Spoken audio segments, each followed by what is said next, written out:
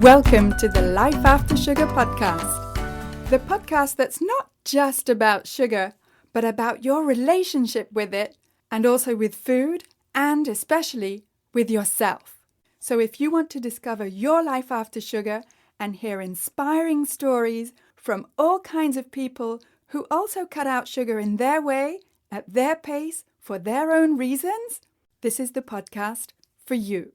Because when you take away the sugar, you can finally discover the real sweetness in your life.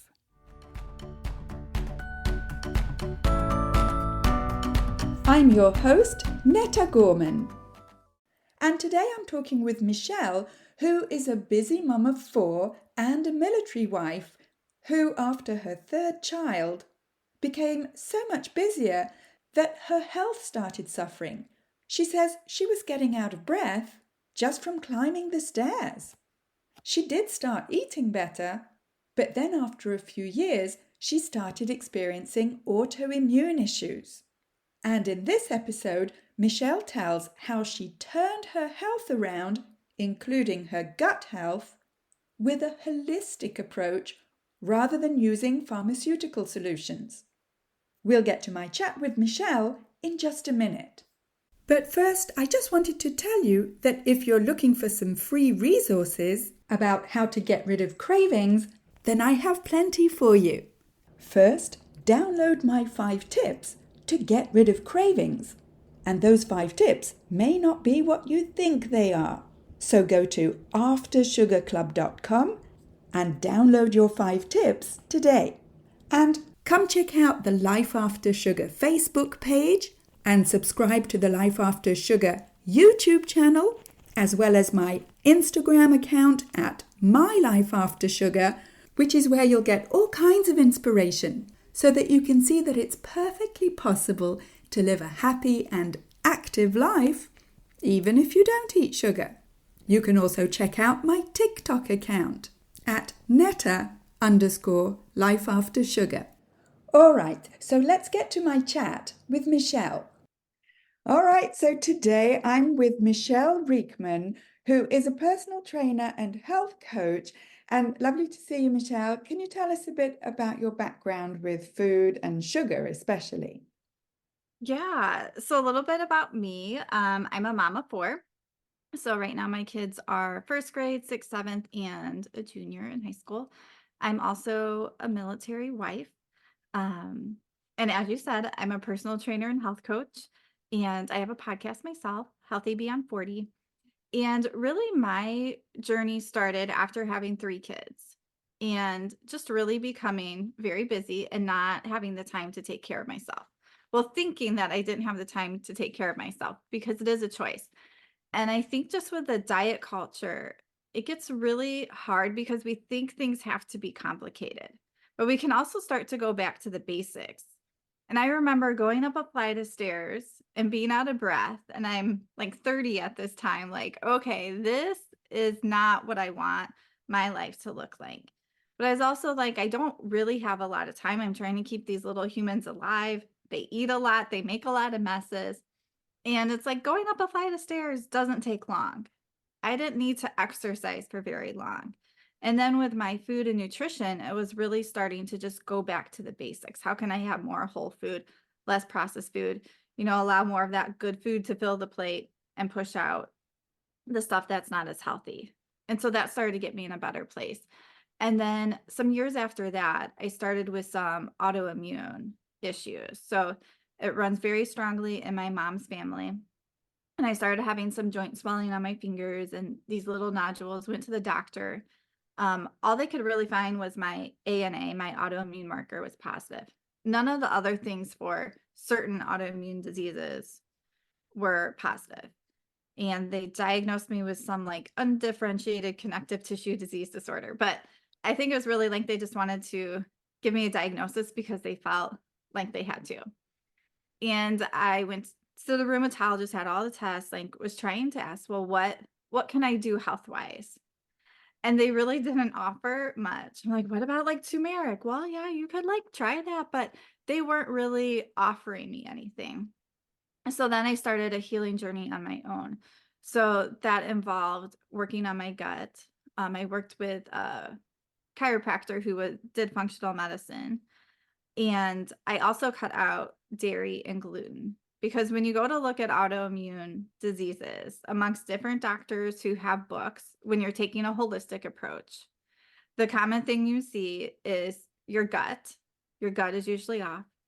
And a lot of them recommend cutting out gluten and dairy because they can be so inflammatory. And especially gluten can tend to cause gut issues too, which also can be feeding the autoimmune issues. So I did some different things really working on my health more holistically and have found healing. And it's sad because the doctors really didn't want to offer nothing besides, hey, just come back every 3 months. When it gets worse, we'll give you some drugs. It's like, I don't want to go down that route. And everything was, it wasn't that big for me yet. It wasn't that debilitating. And I didn't want it to get debilitating. But I Yeah. knew, I mean, the food we eat, everything we put into our mouth, the emotions we feel or we're not dealing with, the way we move or don't move our body affects our health. So I started to take those steps to do that. So I feel like I'm losing track of time. I think it's well over 2 years. It might even be 3 years I've been gluten and dairy free, and I probably pretty much plan to stay that way. I debate about putting a little cheese back in, like goat cheese or something. Um, but I have felt better, and even, like, just knowing if you think about gluten in America, anything with gluten pretty much, like, isn't that healthy anyways. And even dairy isn't necessarily bad, but a lot of dairy is so processed in America that it really isn't that good.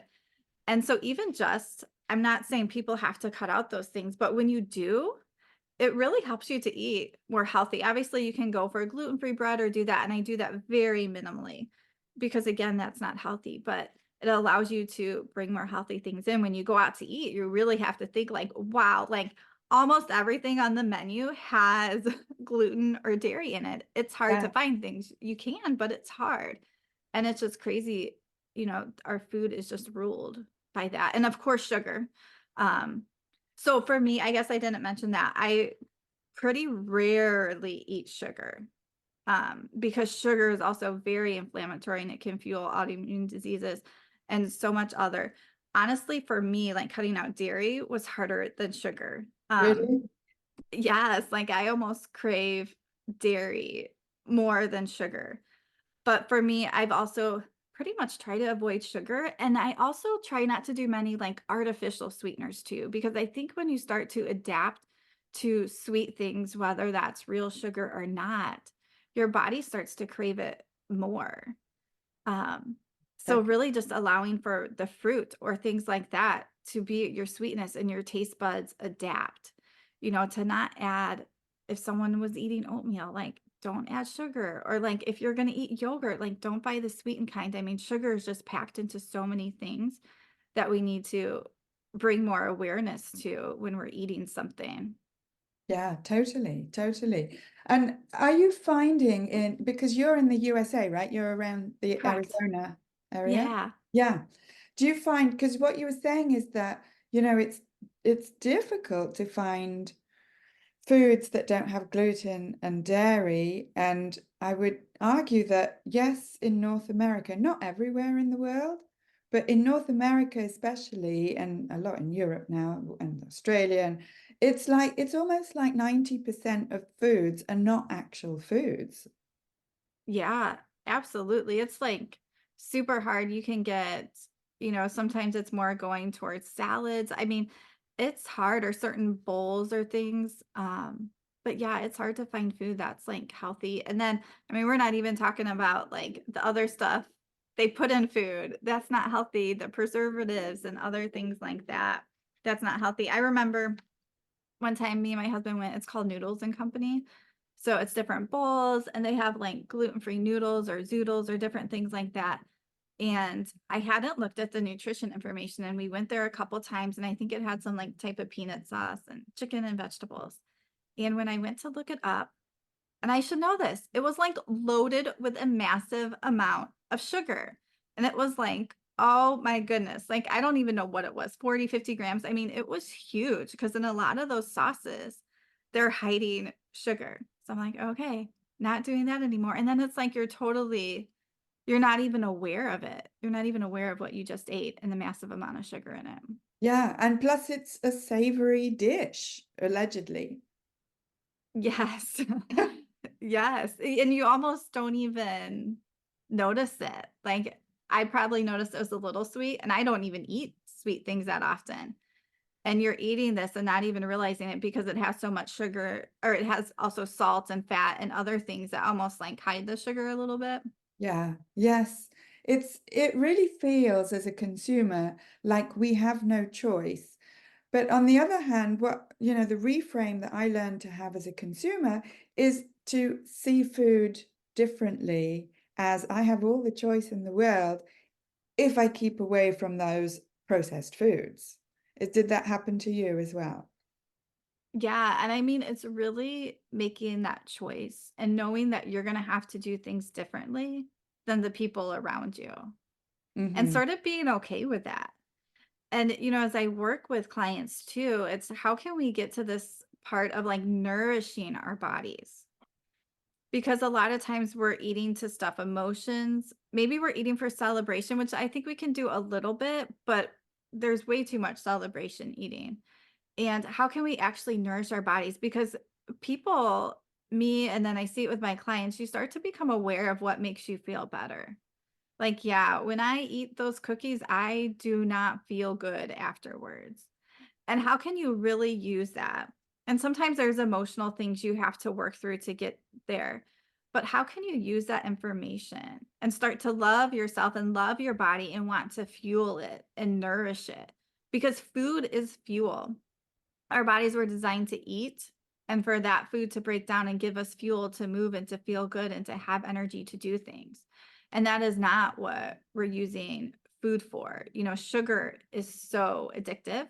I think there are studies it's more addictive than, drugs, which is crazy. Yeah, So when we're putting this substance into all of our food and we're unaware of it, we become very addictive and crave that.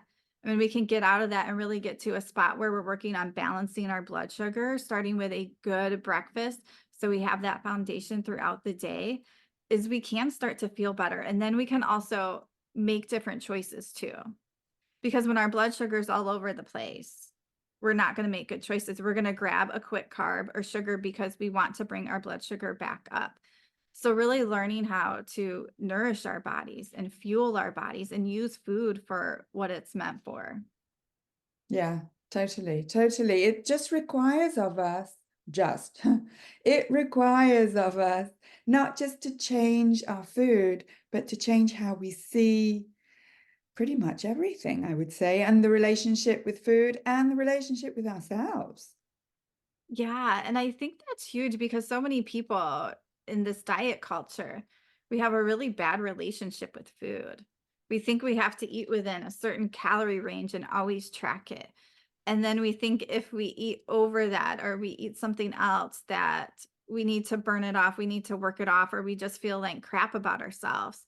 And then we keep making those same bad cycles. So, how can we actually have a good relationship with food where it's like, oh, this nourishes my body? I'm in tune with it. I've sort of been able to break that sugar craving where my brain can actually start to know what's good for me. And I Mhm. can start to eat and fuel my body better. And getting out of that place where food controls you and controls your choices and your emotions and everything you do. And then you just have more control and confidence, and it feels better. And it takes some time to get there to work through things, Yes. but you can. And then you have freedom. Totally, totally, exactly mirrors my own message. We're like soul twins. Yeah. Absolutely. And I want to come back to your autoimmune issues and gut health, which is, my thing as well. And the fact that I was wondering actually if anyone had ever talked to you about fermented dairy, which has kind of no bearing on regular commercial dairy. Did anyone mention that? Any doctor or any nutritionist? No, no doctor mentioned that. But I mean, I have read stuff and actually, more when you're also buying the milk that hasn't been processed and the different bacterias haven't been killed is a different game. But sometimes that's, like, hard to find. Yeah, so I just haven't, I haven't taken that step to try anything yet. Okay. But yeah. Yeah, it's like I sometimes, because I'm not a nutritionist, but I do ferment lots of things at my house. And one of those things that I consume is milk kefir. And milk kefir, or some people, yeah, kefir or kefir, whichever. It's all the Yeah, or same. kefir, I don't know, I say Or kefir, I don't kefir. know if that's right. I Yeah, don't know. it's like the pronunciation of it is less important than what good it does to your body. But I mean, it's so easy. It takes a total of 10 seconds to make or to prep. And then the rest of the time is passive time waiting for it to ferment. Yeah. And it's a lot of people who seem to have a problem with dairy. It disappears, this problem, with fermented dairy like kefir or kefir. Yeah. Yeah, and I do some fermented foods. I'm still working on that. I'm not great about incorporating that. I take more of a probiotic when I'm not eating enough fermented foods. So do you buy your milk from like a farmer or something that hasn't been pasteurized? No, that's illegal in Canada. All raw milk is Okay. illegal. Uh, Plus, I live in the middle of nowhere where it's 7 months of winter, so there's not many farmers around where I live. So basically, I use cream, not milk. Um, Okay. and it's organic cream for the most part, 10% fat cream, Yeah. and that's what I make my kefir with. And the fermentation process actually gives back the goodness to even Yeah. commercial crappy cream. But my cream at least has no additives. Okay. Yeah, that's interesting. That's good to know. Yeah, I didn't know you couldn't do that in Canada. Yeah, like here in America, some people like small farms will get raw milk. I know different families who have done that. Because my husband's military, so we've sort of moved around a little bit to Yes, it's different legal places. in some states and I think not in others, but it's certainly Okay. officially illegal in Canada. Yeah.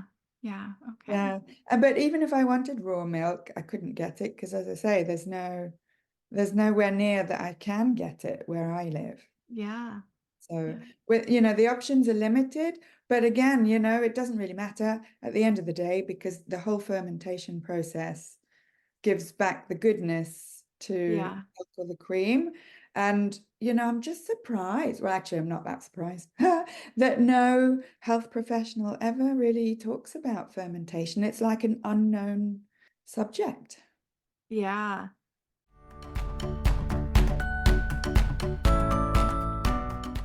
I want to take a quick break to say that if this is your first time here, then welcome and thank you for listening to this podcast. And whether you're new or a regular and you haven't yet rated or reviewed this podcast, could I ask you to scroll down and tap on the stars to rate this podcast and also to write a short review to let me know how this podcast is helping you in your life after sugar. I love reading your reviews. And when you rate and review this podcast, not only does it encourage me to continue making new episodes, but it also helps to share this podcast and have more people see it so that we can help more people feel better and lose weight with less sugar. So again, thank you for rating and reviewing this podcast and for spreading the word about sugar.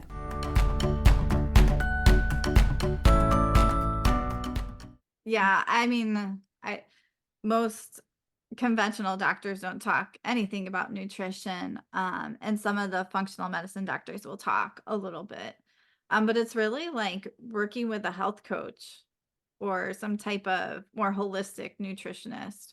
Yeah. Um, Or and sometimes I really say, learning. with an English teacher like me, that's how you learn, Yeah. you know? Yeah.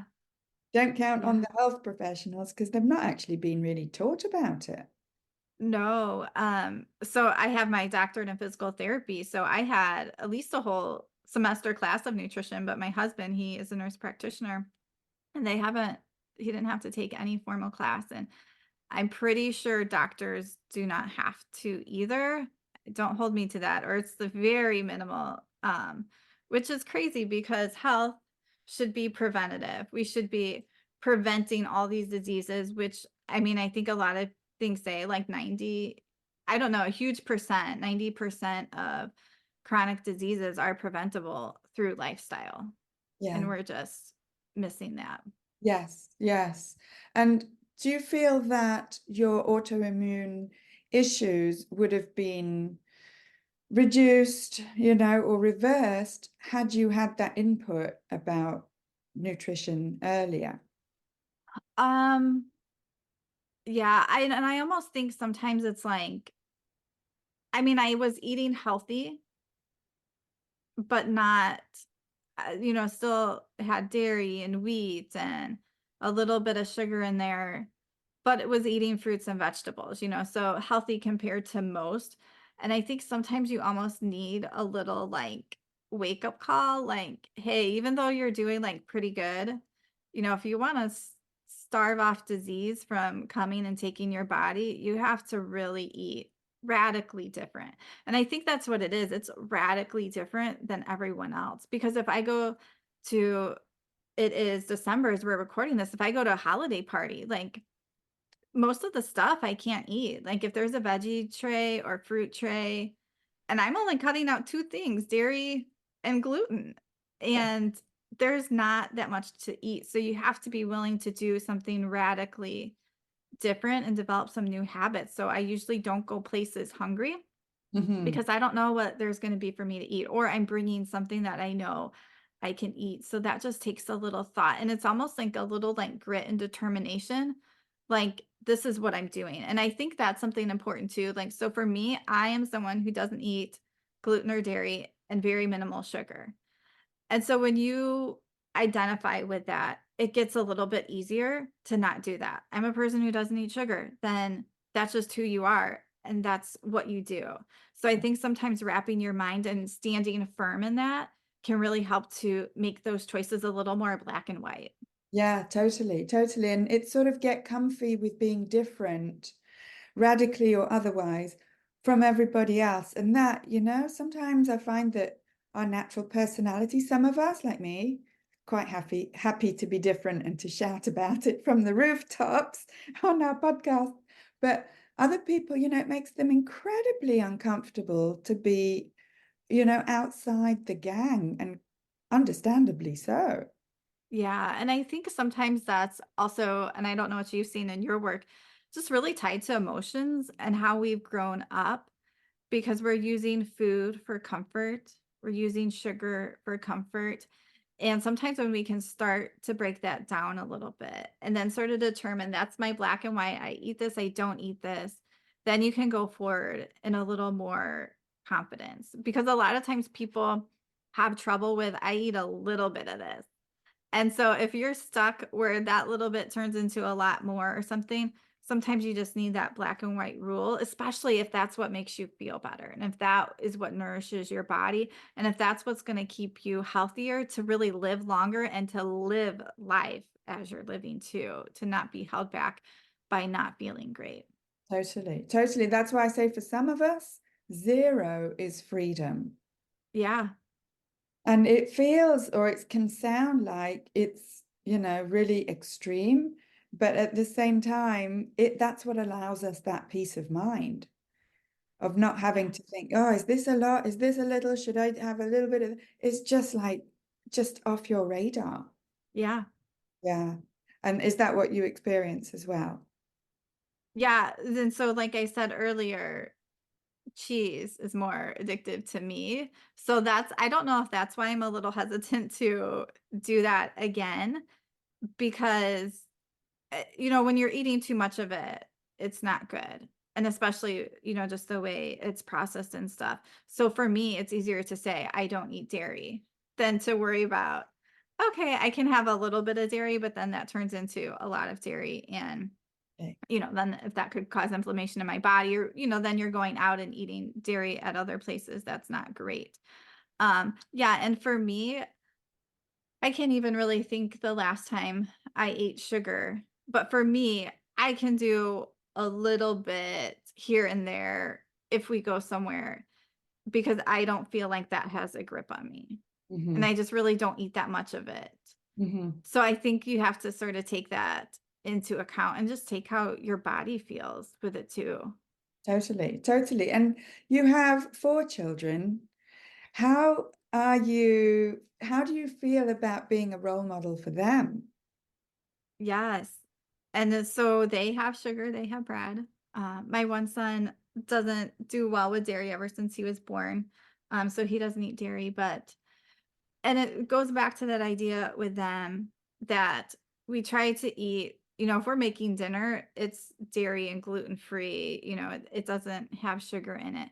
So we're making stuff that is good. And then if they have sugar or something else, outside of that. We're not making a fuss about it, but really teaching them that we need to fuel our bodies. Like disease happens, diabetes happens, heart disease happens when we're eating a lot of sugar and not taking care of ourselves. And it is super hard. Like these kids are given like reward treats at school all the time because candy is cheap. And again, it's the holiday season. They went to like youth group and they had so much sugar and they bring it back because there's prizes. And it absolutely drives me nuts because it's hard because you don't want to say they can't have it at all. And then, but you don't want them to have a lot of it. Like with Halloween candy, we just sort of, they might have a piece, for a piece a day for a week. And then we just sort of, it disappears, Hmm. make it disappear. Because we don't want that around all of our time. So still trying to teach them, but not having like you can't have it at all. Yeah. So I don't know. It's a fine balance and tricky to watch, but I think just really teaching them what our body needs. That disease actually happens, even though you're so far from it. And even like when you think of diabetes, it takes years, decades to develop. So Yes. you're damaging your body, you're damaging your pancreas and the different cells and hormones for decades and decades before you get to diabetes. And you're not even aware of it. Yeah. So And the we really tests, have to think that. you have to think of that. And the tests themselves that they use, the values, and until it's actually high enough to be pre-diabetic or diabetic, there's no problem officially. That's what we're told. Yes. Yeah. And we're not even, and they're testing blood glucose. What happens first is you're going to see insulin resistance and problems with insulin. And we're not even testing that. Hmm. I do not understand that. And it's interesting as I talk to people and just ask them if they know what insulin resistance is. A lot of people don't. Hmm. And even people who have PCOS, which insulin resistance is very common in it, their doctor has them on all different drugs. They've been working with their doctor for years and never heard of insulin resistance. And because it's not being tested. Like, wow, like what if that was tested and people got alarm warnings earlier and could really change what they're doing? Yeah. What if, right? There'd be no drugs sold. That's what Yes, if. which is probably why it's not. Because I it don't could know. solve a problem. What do I know? I'm an English teacher. But the question merits some reflection, I reckon. Yeah, Yeah. yeah. And so now, how do you feel now after 2 years being gluten-free, dairy-free, from like a before and after? How do you feel now? Yeah. So my symptoms, my joint swelling and all that started, it's gone away.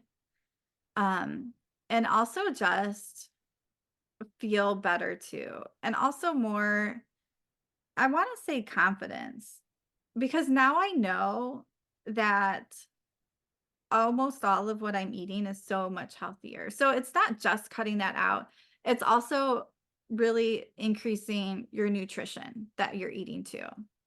So it's just that simple idea of more whole foods, more nutrition based things. So berries, the non starchy veggies. now I know that I'm getting a lot better, and I know that my gut is better too. And that's something I have to continually work on because I'm one who sort of holds stress in my gut. Mm. So it can go off track a little bit easier. So that is something, obviously, knowing that emotional connection with it and working on that too, but also make sure that I'm continually having some fermented foods, probiotics. I also added some prebiotic fibers too to feed the good bacteria and continuing to work on that because health is a journey. Like you can't just follow something for 3 months, feel better, and say, I'm good. I don't need to do that. Our health is a journey. So we do want to pick things that we can stick to. Yeah. We want to keep it sustainable. We want to make this a lifetime journey, and we can do that step by step to really get there so that we can feel better. So I always like, even with my autoimmune disease, there's like an autoimmune diet and it's very strict. And I'm like, oh, I just like don't think I can do this. I don't think I'm going to be able to eat enough doing this. So what I did was I'm like, well, and I do this with my clients, what's the least restrictive thing that I can do? And for me, that was cutting out gluten and dairy. And for a while, I cut out sugar completely. That was the least restrictive thing I can do instead of like eliminating all these things it wanted me to. And I stuck with that. And I was working on my gut health and, making sure you're working on your stress and those different things that can affect it.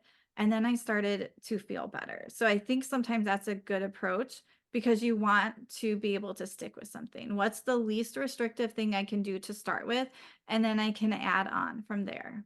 Sounds brilliant. Yeah, that's a great approach, really. And again, I think it also suits certain types of personalities that may be more moderators, where it's a step-by-step approach, whereas some of us are more abstainers, including myself, where it's like, if I do the step-by-step, I'll just step backwards, you know? Yeah.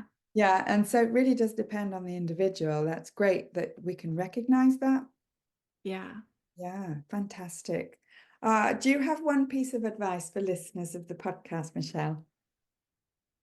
Yeah. And I think what you brought up, that personality type, is important and knowing what you're going to do. So, whatever idea you're hearing, is that something that you think you can really stick with? And also, I think it's thinking like, what do I really need? Like, what does my body really need? Because I think a lot of times, and as I talk to people and we start talking about their health, a lot of times people know that first thing they need to do. And it's almost like they need a little encouragement or they don't really like believe themselves. But a lot of times you really have an idea of what you need to do. You might need some support in that, but use that wisdom if you actually know what you need to do and sort of focus in on that one area. So if that is like cutting out sugar completely and you sort of know that because you can't have a little of it because a little bit turns into some more and some more, then cut it out completely and be okay with that and work on developing that identity as I'm just someone who doesn't eat sugar and I feel so much better. If you have a problem saying that to your friends, you need a practice in a mirror saying that, like, yeah, I don't eat sugar. I'm okay with it. I used to really like it and I still, but I just can't have it. Like practice whatever words it is to say to people so that you feel more comfortable. You don't have to put other people down for their choices, but to really stand in your 2 feet, what your body needs, because no one else can really tell you. Your body's going to function optimally doing certain things, and you need to step into that. Wonderful advice. Thank you, Michele. That's so inspiring. Thank you so much. Yeah, you're welcome. Thanks so much for having me. Oh, isn't it great when you find someone who you totally resonate with, how they see themselves, how they see their food, and how they see life in general? And maybe you resonate with how Michele used her own personal power to educate herself and to look after her own health. That doesn't mean rejecting doctors and health professionals, not at all. But it does mean that we, as patients, do have the power to advocate for our own health and to find what's healthy for us.